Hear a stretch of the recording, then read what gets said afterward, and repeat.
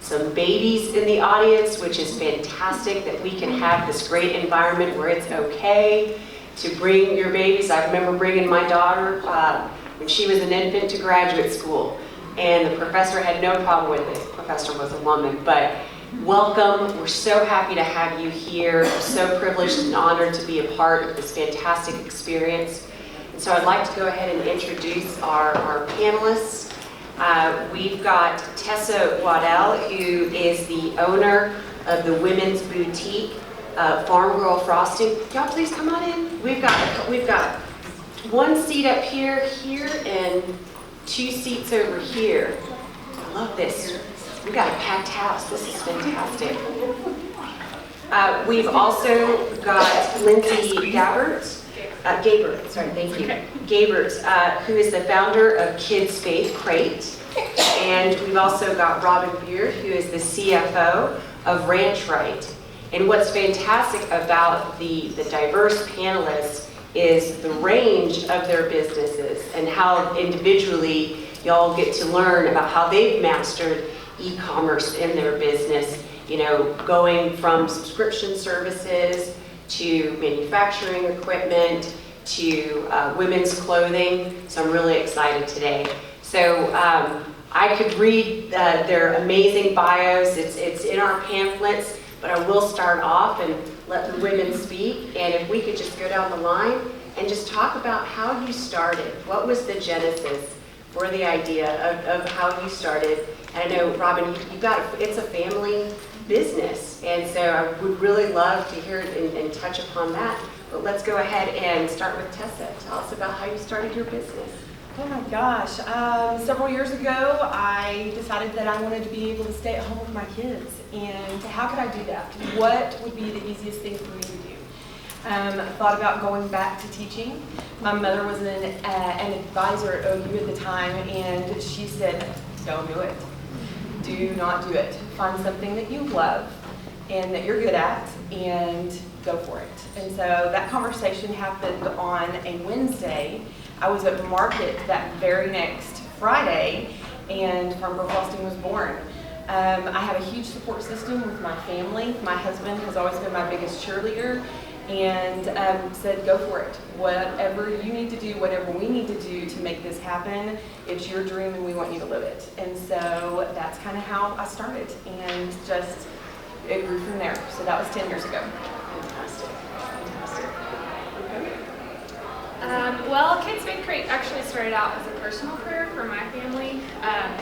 I knew that it was time for me to do more within my home for family discipleship, and so as I began praying about it, the idea of Kids Faith Crate just kind of came about. And my husband, like she said, I have a lot of support from him, and he encouraged me to go work with the WT Enterprise Center, and so we worked with them for about a year on a business model, and then we launched our first crates in January. So we are an online-only company. We are a subscription service, and we ship our boxes out once a month. So that's kind of how it came about. It's been a lot of work, but it's been really fun. Well, I'm Robin Beard, and we spent some time after our kids were grown and out of college and moving around with my husband's business. And after moving all over the U.S., living in the U.K., we decided we needed someplace to come back home, and home was Amarillo. So we started looking for a business that we could purchase. There wasn't really anything in Amarillo for sale that fit our expertise. And so we located this company. It was located in Houston, owned by a multi-million-dollar company that has 7 manufacturing plants around the world. And so we purchased this. This was their spinoff to liquidate excess product that they had. But we purchased it, and we had absolutely no e-commerce experience.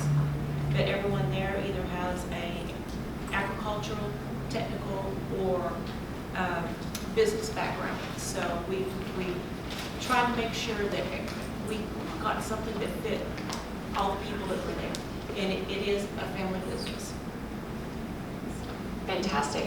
And in starting your e-commerce business, what was the biggest challenge about setting up the structure and promoting, whether it be through social media, whether it be through your website?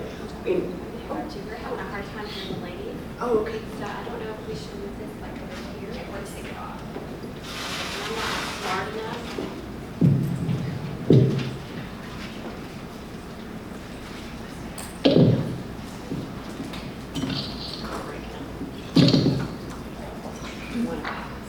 Okay, fantastic.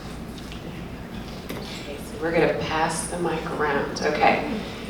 So, and I guess we'll just go down the line to make it a little bit easier. What was, so just to repeat the question, what was one of the hardest challenge initially in setting up your e-commerce site? So there are several different platforms for e-commerce, whether it be BigCommerce, Shopify, which is the company that I use. Finding somebody that I trusted to actually design my website. I have no coding experience. I have zero IT experience. That's not what I'm good at. So locating somebody that was trustworthy, that could go in, because you have to give them access to the entire platform to be able to set that up. So I used a husband and wife team that are out of Arizona, and they're called Two Friends Designs. They are always very helpful in helping me see my vision and what my customers want to see at the very end when they're coming to my platform to shop.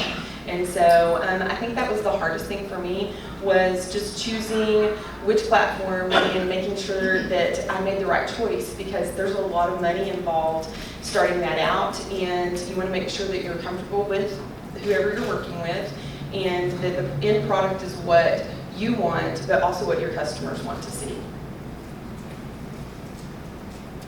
Yeah, as far as the e-commerce side of things, I would agree that the website was the biggest challenge for me. I started out trying to build my own website with zero experience, and that failed miserably. I just got stressed out and couldn't do it anymore. So finding someone that that I trusted, that I knew would do a good job, because we do not have brick and mortar, so we are online only, so I needed something that would be functional and that would portray our message like I wanted to. So we are working with what was Panhand Creative, now they're called Circles Co. here in Amarillo. And it's been really nice to work with someone in Amarillo, because if I have an issue with something, I can meet with them in person. Sometimes things that have to do with your website and things like that are hard to communicate via email or phone or something like that. So it's been nice to be able to go and say, have them pull something up and say, I'm having problems with this. Can you help me? And so that was probably the most challenging part as far as the online things are concerned. As far as the day-to-day, I would say the hardest part is time management. Like, I'm still learning, so I still have one little one at home, and she's only at school twice a week, and I'm in full time with this right now. So time management is also a struggle. I'm still learning about that. Well, for us, we use a platform called Magento. It is an inventory and sales system that works on the back end to take our inventory system and move it to our website and control inventory movements. The biggest challenge there is this system was already put in place, and the previous owners didn't really utilize it. They didn't share the same dream that we had. So we had to really learn how to do this. We use a fella out of California. He's who manages our Magento site and our website. We just have to get a hold of him because he's a professional code writer for gaming. And so we always say, well, after he gets up from all night playing Fortnite, we can get a hold of him. but it's excellent because he knows his thing. And we've searched thinking that we would like to find someone local. There's just no one here that we have found that does Magento. And so that's been our really biggest problem, is trying to find somebody local to help us with that.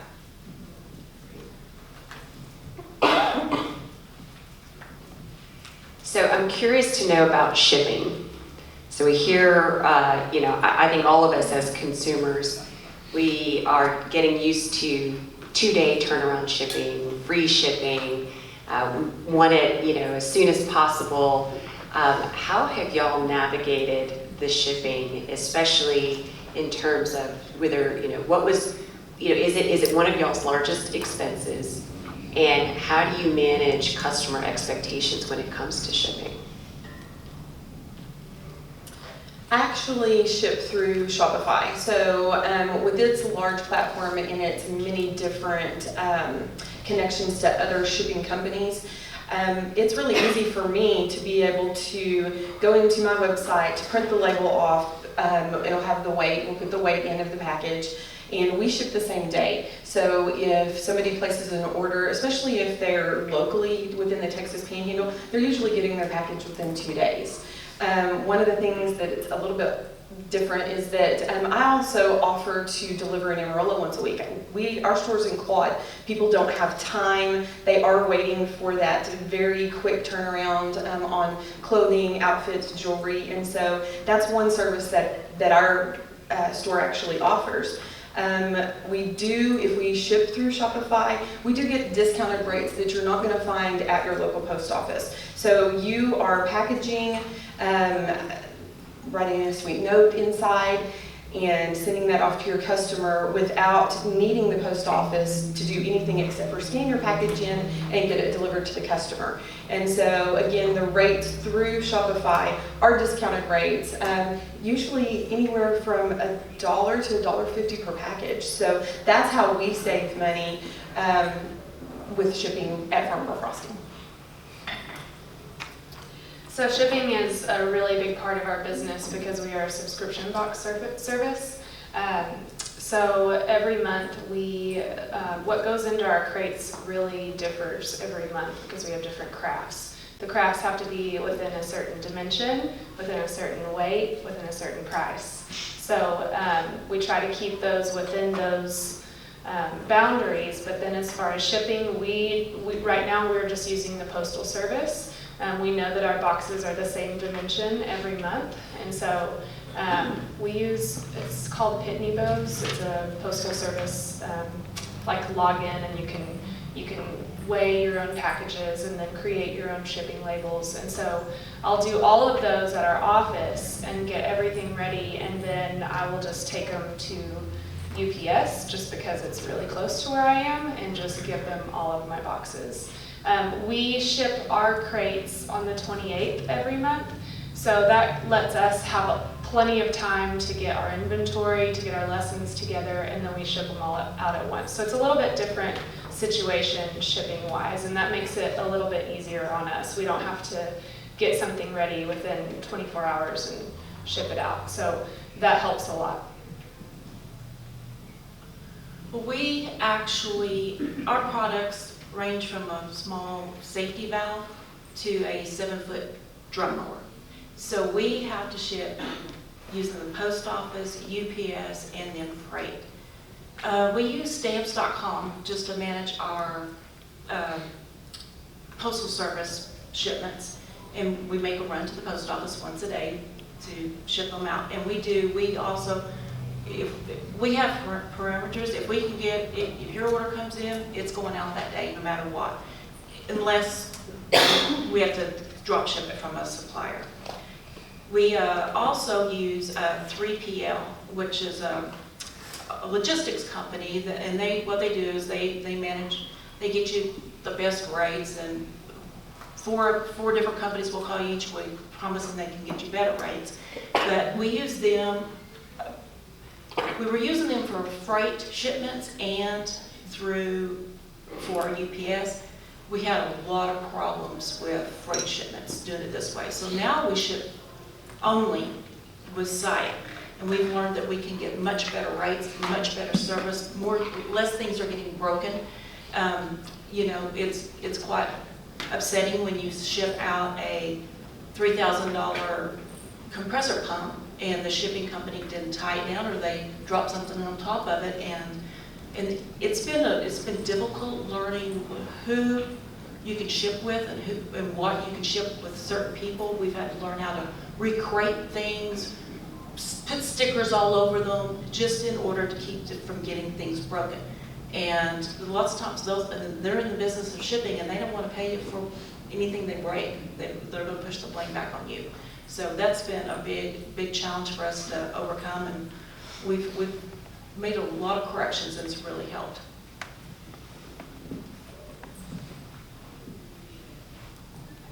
So my next question is about social media and how your businesses have used social media, and what have y'all found that works and what does not work?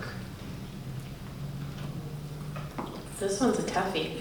So I've actually been in business for 10 years and started using Facebook back when Facebook was not public on the stock market. And so I only have 19,000 followers, which is not a huge number. I think it's a great number because I worked organically to get those people onto my page years and years ago, before Facebook decided about their algorithms and what they wanted you to see. And so on any given day, if I post on my page and I do not pay for their advertising, 537 people may see my post out of those 19,000 people because I am not paying for their advertising. You have to be consistent, whether it be Facebook, Instagram, if you do Snapchat, whether it's once a week, once a month, as long as you're consistent and your customer can find you, they will find you. I don't run my Instagram. I have a teenager running my Instagram. If you can find somebody that has the same love for your business, that doesn't mind doing those things for you, getting the word out to a different age group does help for us. But I also have a Facebook VIP group, and so it's more intimate. Most of the people in that group know me personally. They can say, hey, I love that outfit that you have a picture of. You've got my information, send it to me. So I can easily pick something out for a customer because I know their size, I know their shape, I know who they are, and I'm able to interact with them more in my VIP group versus my page, again, that has 19,000 fans on it that only reaches 500 people on any given post unless I pay for it. I know lots of people that do spend $2,000 a month on Facebook marketing, and they are killing it. And so if you have the capital to be able to do that and get the word out that way, people again will find you. So that's just kind of, Facebook's algorithms are always changing. If you can find somebody that is studying Facebook and can help you with that, help direct you, help you hit the right keywords, I think that's the best thing to do, is just totally and completely study if that's the platform that you're on. With that being said, don't put all your eggs in one basket. Facebook and Instagram in the past couple of months have both gone down for a day. And how do you reach your customers then? If you don't have an email list, if you're not able to send something out via text or email to that customer list, you have nothing. If something happens to Facebook and they close it down for some reason, I have no idea, but it could happen, and all of your eggs cannot be in one basket. So get an email list going and connect with those customers in a different way. That's all good stuff. I'm going to agree with all of that. So an email list is very, very important. That's free advertising. And if you can build an email list, whether that be through Facebook or Instagram, that's a great way to go. And then I'll agree with the groups too. We don't have a group page just simply because it doesn't necessarily apply to us. But when you are in a group, you automatically get notifications for that group. And so when she posts in her group, everyone that's in that group gets a notification. Whereas if she posts a normal post for her business, you don't get notifications for that. Does that make sense? Another tip would be for your pictures on Facebook. I'm not sure if it applies to Instagram as well, but you cannot have, if you have words on your picture, it has to be less than 20% of the image. Otherwise, the algorithms are not going to let people see it. And then as far as Instagram is concerned, that is a little bit younger market.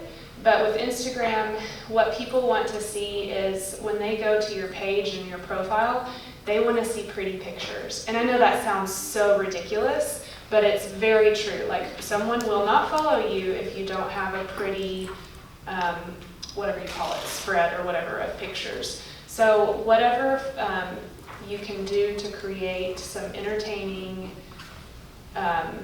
pretty pictures, that would be my advice for Instagram. Facebook marketing, as far as paid advertisings, they're actually really affordable as long as you're targeting the right people. That's the tricky part. Targeting people on Facebook is so tricky, and I am still very much learning how to do that. If you can find someone that's willing to work with you, the hard part with that is most people that provide services for that, it's very pricey. So if you can get online, Google how to target people on Facebook, and if you can learn how to correctly target your audience, then Facebook ads are actually very affordable. So that's all I've got there.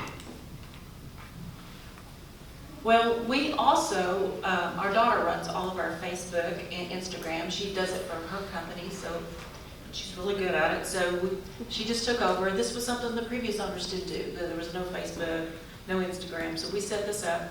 We do advertising on Facebook, a marketing program. We do see about 8 to 10% return on whatever we spend, and we try not to spend very much on Facebook ads at all.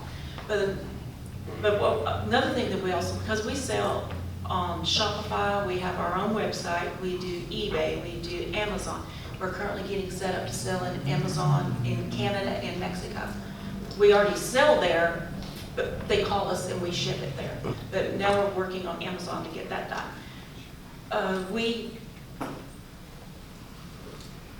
SEO is really important. You need those words, you need a marketing plan.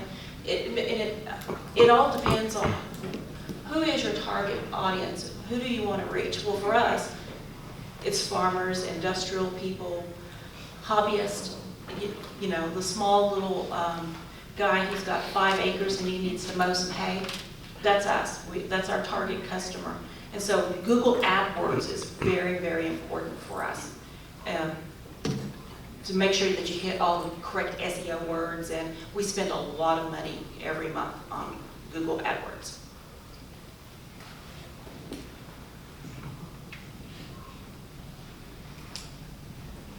So in looking back at your lessons learned, is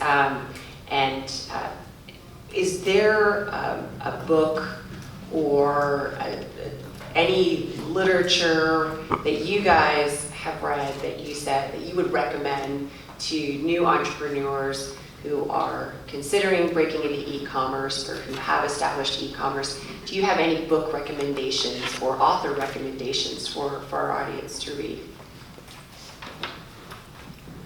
Absolutely. We actually have the same book that's on the top of our list, and it is the Business Boutique by Christy Wright. And so she's a Dave Ramsey personality. If you have time to listen to podcasts, anything with Dave Ramsey, Ken Coleman is phenomenal. He actually works with people to try to figure out what your true passion is.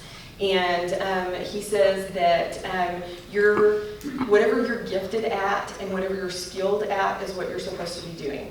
And so God gives you that gift, and guys, y'all are supposed to use it. You're supposed to share that with the world if that's put in you.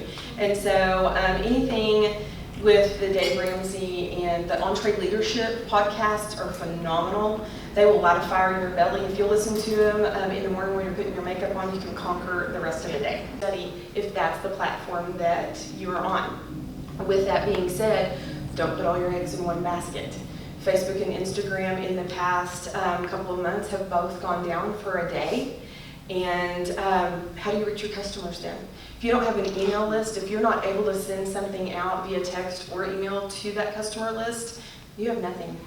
If something happens to Facebook and they close it down for some reason, I have no idea, but it could happen and all of your eggs cannot be in one basket. So get an email list going and connect with those customers in a different way.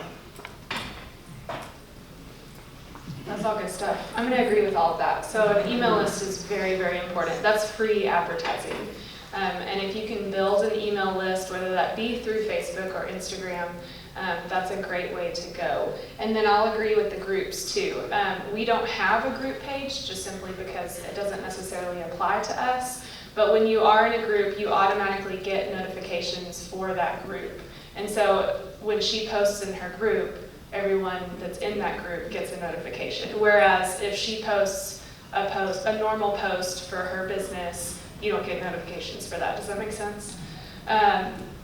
Another tip would be for your pictures on Facebook. I'm not sure if it applies to Instagram as well, but you cannot have, if you have words on your picture, it has to be less than 20% of the image. Otherwise, the algorithms are not going to let people see it. And then as far as Instagram is concerned, that is a little bit younger market. But with Instagram, what people want to see is when they go to your page and your profile, they want to see pretty pictures. And I know that sounds so ridiculous, but it's very true. Like, someone will not follow you if you don't have a pretty, whatever you call it, spread or whatever of pictures. So whatever you can do to create some entertaining, pretty pictures, that would be my advice for Instagram. Facebook marketing, as far as paid advertisings, are actually really affordable as long as you're targeting the right people. That's the tricky part. Targeting people on Facebook is so tricky, and I am still very much learning how to do that. If you can find someone that's willing to work with you, the hard part with that is most people that provide services for that, it's very pricey. So if you can get online, Google how to target people on Facebook, and if you can learn how to correctly target your audience, then Facebook ads are actually very affordable. So that's all I've got there. Well, we also, our daughter runs all of our Facebook and Instagram. She does it for her company, so she's really good at it. So she just took over. This was something the previous owners didn't do. There was no Facebook, no Instagram, so we set this up. We do advertising on Facebook, a marketing program. We do see about 8 to 10% return on whatever we spend, and we try not to spend very much on Facebook ads at all. But another thing that we also, because we sell on Shopify, we have our own website, we do eBay, we do Amazon. We're currently getting set up to sell in Amazon in Canada and Mexico. We already sell there, but they call us and we ship it there. But now we're working on Amazon to get that done.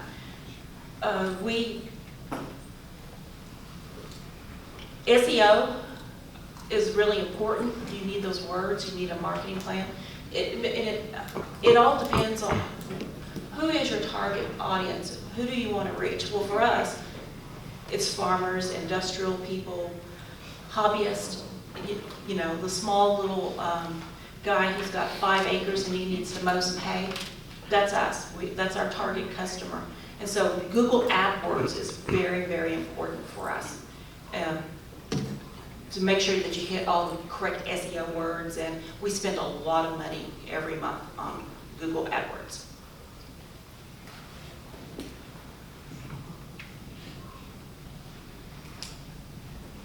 So in looking back at your lessons learned, is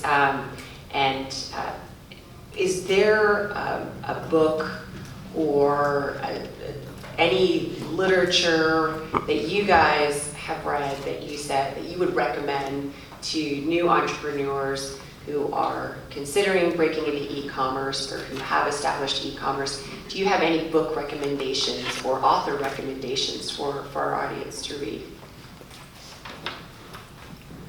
Absolutely. We actually have the same book that's on the top of our list, and it is the Business Boutique by Christy Wright. And so she's a Dave Ramsey personality. If you have time to listen to podcasts, anything with Dave Ramsey, Ken Coleman is phenomenal. He actually works with people to try to figure out what your true passion is. And he says that whatever you're gifted at and whatever you're skilled at is what you're supposed to be doing. And so God gives you that gift, and guys, y'all are supposed to use it. You're supposed to share that with the world if that's put in you.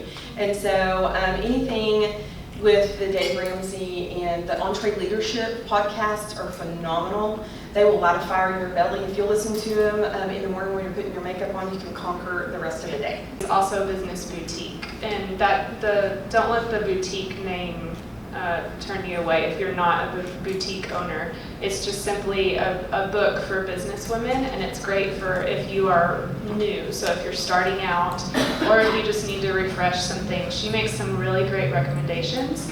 It's a really good read. So I would suggest also Amy Porterfield is a great podcast to listen to, and she's specifically in online marketing.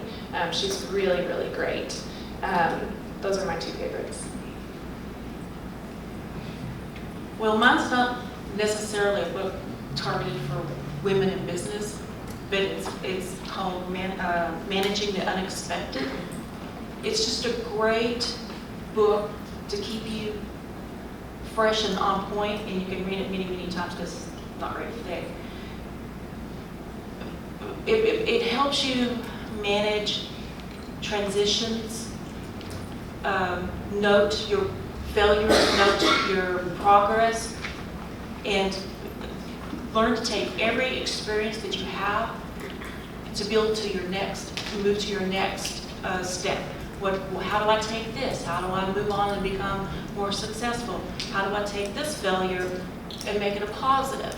But it's very important to a book to read just for a management basis, just to help with any of those unexpected things that arise in your work.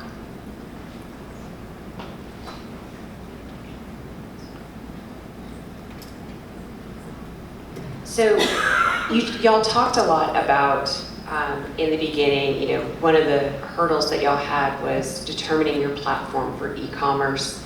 I also heard some themes around when you're starting out. There are certain things that you tried to bootstrap and do on your own, and then you realized, okay, I've either got to outsource or I've got to hire others to help me with this.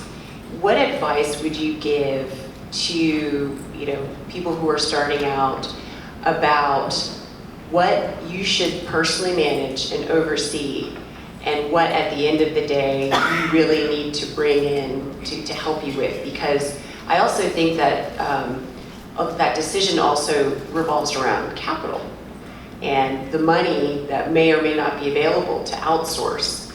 But at the same time, you hear a lot of people saying, well, if you're working on all these different things, you're not focusing on your core business, right? So what advice would you give about making a very black and white decision about what you should maintain control over versus what you really should consider bringing in outside help for? So that's a great question. We always hear that we can always do it all. Women can do it all. We are fantastic at multitasking. One of the things that was super hard for me was to let go of things that were smaller things. And when you are a one-woman show starting out, you have to do it all. You have to take out the trash. You have to clean the bathrooms. You have to order all the clothes. There's so many things that you have to do. And at some point, you have to realize that you have to do the thing that nobody else can do in your organization. So I have 4 employees.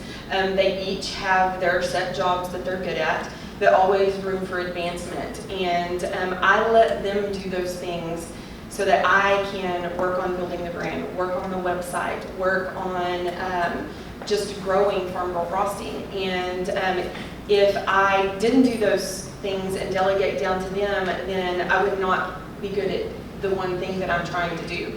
I can't be good at all the things, because then I'm not giving 100% to the things that I need to be doing, which is growing this business, marketing this business, and getting people in my door, and still maintaining a relationship with my customers, because they're coming to shop with me. And I also feel like being present in my store is a huge thing for me, a huge hurdle for me, because there's so many things that I need to be doing on the back side. I still need to be taking care of the website, but again, my customers are coming in to shop with me.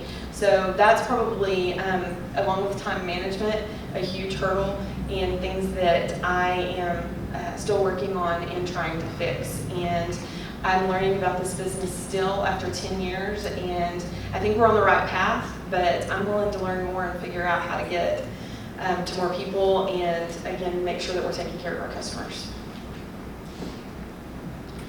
As far as what you choose to do and what you choose to outsource, I think that depends on the person and your talents and your abilities. If you're great at building a website, girl, go for it. That was not my talent, and so I had to outsource that. But it also depends obviously on finances. There are some things that you should not do alone if your business is more than a hobby, and she talks about that in this book. Like, you need a CPA, you need a lawyer, you need insurance. Those things are non-negotiable if you want your business to be more than a hobby. But as far as the day-to-day decisions and how to delegate those, I think that is different for everyone, because our talents are different. But it's okay, as long as you trust the person that you're working with, it's okay to delegate those things. It's a fine balance, because obviously no one is going to care about your business as much as you do. They're just not.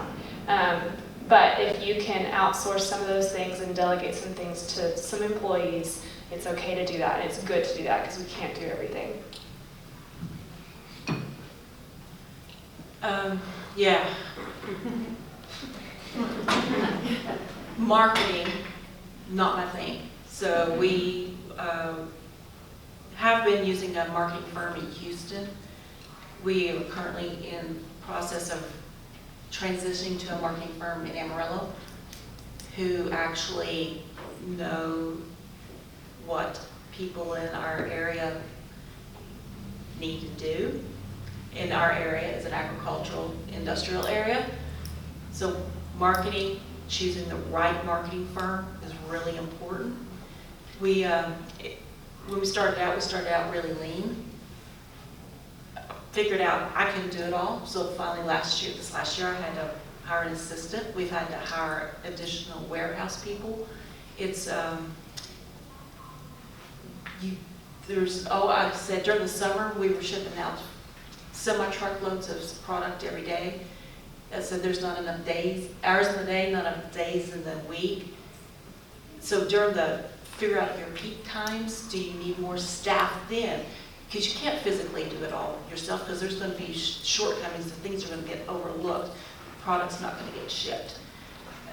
So we had to, we've been fortunate. We've experienced a 20% growth in sales from last year. So it's just identifying all the little things. Where do you need help? And if your job's the important job, which I'm CFO, well, I can't be running to the mailbox, to the post office, and do my job. So we had to start finding out additional people to bring in to help us with those types of things. So.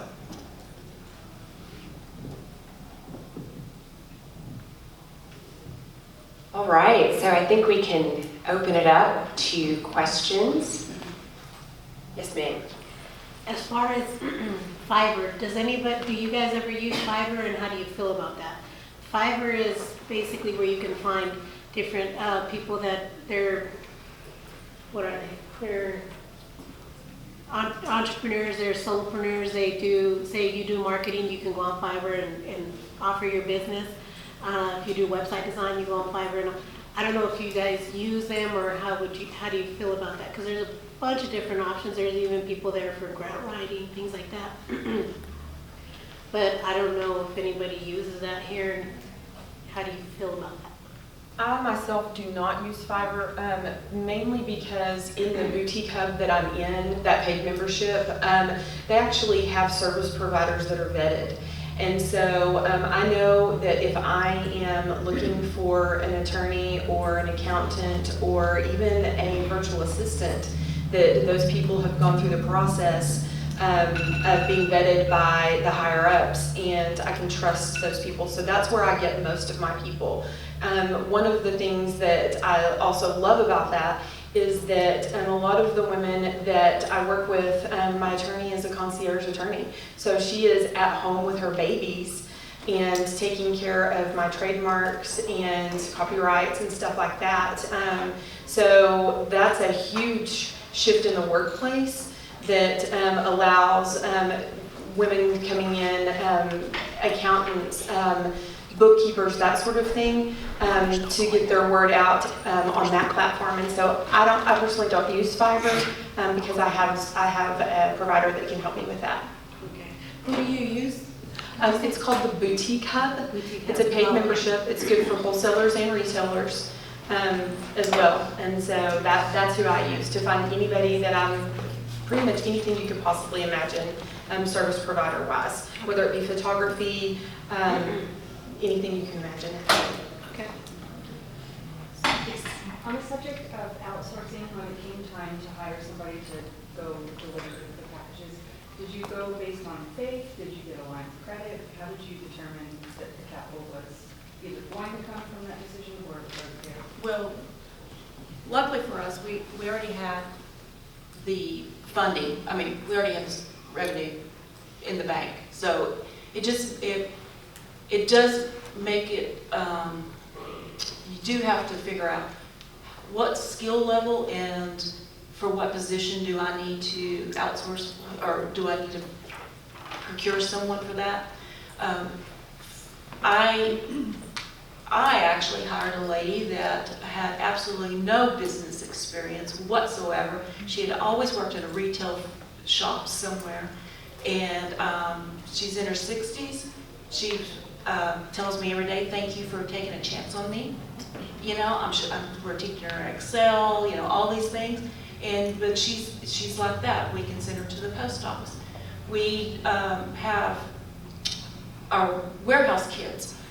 During the summer, they'll work full time, and then most of them go back to school during the winter months. But we always keep one on staff for that. And we try to get some kids, like before, the last one was an agricultural major. Our current student is an engineering major. And so we try to pick skill sets that can work for us, but that we can also help them develop. And again, it depended on, you know, well, how much can I afford? You know, are these people, am I going to have to provide benefits? That, you know, all those things are really important. Luckily for us, again, the increased sales revenue that we've had has really been a boost. And so we are looking at hiring additional staff next year. So. Yes. Do you have any tips for building your email list? The question was tips for building an email list. So social media is a great platform to build your email list. So if you can provide something on social media, whether it's a giveaway, you know, click here to enter our giveaway, enter in your email address, you enter the giveaway that way. Or if you can provide something for free, Amy Porterfield talks about this a lot on her podcast. So she does a lot of, and this may not apply to you, but she does a lot of free online courses. So she actually has one that's how to grow your email list. So you guys go check that one out. But she'll provide a free course, and all you have to do is provide your email. So if you can provide something for free or a giveaway or something like that, social media is a good platform to grow that email list. And then also on our website, we have a pop-up box. And so when people go to our website, it'll offer them $10 off their first subscription if they'll enter in their email address. And we have quite a few email addresses of people who have inputted that, but haven't necessarily purchased yet. So I'm not sure what the logistics are on that, but it's helping it grow. And I also have a point of sale system in my store that has rewards, and it's called Square. Have any of y'all used Square? You can pay for a marketing program with them, and it will collect emails. So we have a couple of thousand people that are signed up in that. So I have the option through Square's back end to send a coupon or send an event invitation. And so I love to have that extra something that's completely separate from my website that will allow me to reach customers.